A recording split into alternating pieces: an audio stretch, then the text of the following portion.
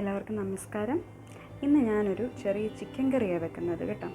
ഇതിപ്പം വളരെ എളുപ്പമായിട്ടുള്ളൊരു ചിക്കൻ കറിയാണ്. നമ്മുടെ ബാച്ചിലേഴ്സ് സ്പെഷ്യൽ ചിക്കൻ കറി എന്ന് വേണമെങ്കിൽ പറയാം. അപ്പോൾ നമുക്ക് എന്തൊക്കെയാണ് വേണ്ടതെന്ന് നോക്കാം.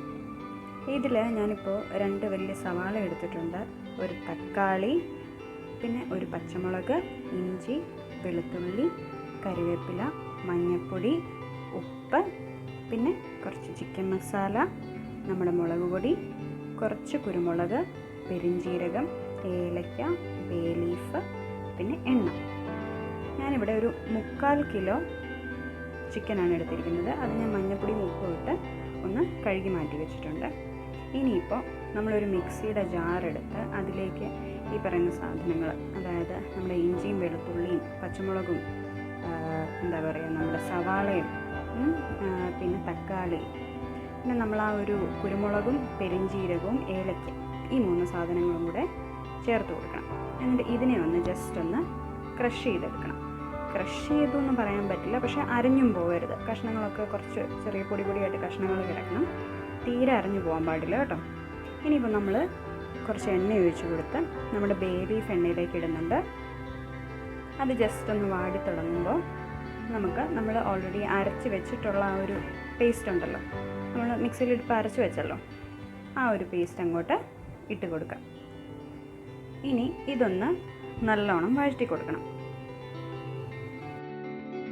ഇതൊന്ന് വഴറ്റി ഇതൊരു ചെറിയൊരു ലൈറ്റ് ബ്രൗൺ കളർ ആകുന്നിടം വരെ ഒന്ന് വഴറ്റണം. ഈ കറിയിൽ നമ്മൾ ആകെപ്പാടെ കുറച്ച് സമയം എടുക്കുന്ന ഇതിനു വേണ്ടി മാത്രമാണ് കേട്ടോ. അപ്പം വഴണ്ട് വന്നിട്ട് ഇതിലേക്ക് ഞാനിപ്പോൾ കുറച്ച് മഞ്ഞൾപ്പൊടി ഇടുന്നുണ്ട്, മുളക് പൊടി, പിന്നെ നമ്മളെടുത്ത് വെച്ചിരിക്കുന്ന ചിക്കൻ മസാല അതും ഇടുന്നുണ്ട്, പിന്നെ ആവശ്യത്തിനുള്ള ഉപ്പും കൂടെ ഞാൻ ഇതിലേക്ക് ഇട്ട് കൊടുക്കുന്നുണ്ട്. ഇനിയിപ്പോൾ നമ്മുടെ പൊടിയുടെയൊക്കെ ഒരു പച്ചമണം മാറണ്ടേ, അപ്പോൾ അതിന് വേണ്ടി ഒരു 2 മിനിറ്റ് ഇതൊന്ന് വഴറ്റി കൊടുക്കണം. ഇതൊക്കെ ഒന്ന് വഴറ്റിയിട്ട് പച്ചമണമൊക്കെ മാറിയിട്ടുണ്ട്. ഇനിയിപ്പം നമ്മൾ എന്ത് ചെയ്യാൻ പോവാം, നമ്മുടെ ചിക്കൻ അങ്ങോട്ട് ഇട്ട് കൊടുത്തേക്കണം. നമ്മൾ ഓൾറെഡി റെഡിയാക്കി വെച്ചിട്ടുണ്ടല്ലോ, അപ്പോൾ ആ ചിക്കൻ അങ്ങോട്ടിട്ട് ചിക്കൻ്റെ പീസിലൊക്കെ ഈ മസാല നല്ലോണം കോട്ടാകുന്നിടം വരെ ഒന്ന് വഴറ്റി കൊടുക്കുക. ഇതിപ്പം ജോലിയൊക്കെ കഴിഞ്ഞിട്ട് വരുന്ന നമ്മുടെ ചേട്ടന്മാർക്കും ചേച്ചിമാർക്കും ഒക്കെ ഒത്തിരി നേരം ഒന്നും നമ്മുടെ അടുക്കളയിൽ സ്പെൻഡ് ചെയ്യാൻ വലിയ താല്പര്യം കാണത്തില്ല അല്ലേ. അപ്പോൾ അങ്ങനെയുള്ളവർക്കൊക്കെ വളരെ ഈസി ആയിട്ട് ചെയ്യാൻ പറ്റുന്നൊരു കാര്യമാണ്. ഇനിയിപ്പോൾ നമ്മുടെ ചിക്കനൊക്കെ നല്ലോണം വഴണ്ടു. ഇനി ഞാൻ വെള്ളം ഒഴിച്ചു കൊടുക്കുന്നുണ്ട്. ഒരുപാട് വെള്ളം ഒഴിക്കേണ്ട, 1 കപ്പോളം വെള്ളം ഒഴിച്ചു കൊടുത്താൽ മതി.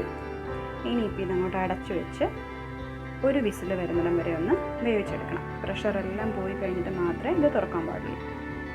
ഇത് നോക്കി, നമ്മുടെ ചിക്കൻ കറി നല്ല അടിപൊളിയായിട്ട് റെഡിയായിട്ടുണ്ട്.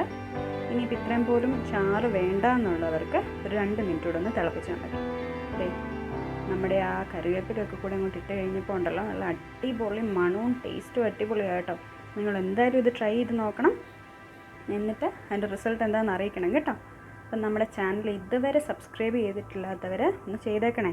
അപ്പോൾ അടുത്ത വീഡിയോയിൽ എന്തായാലും നമുക്ക് കാണാം. Thank you so much.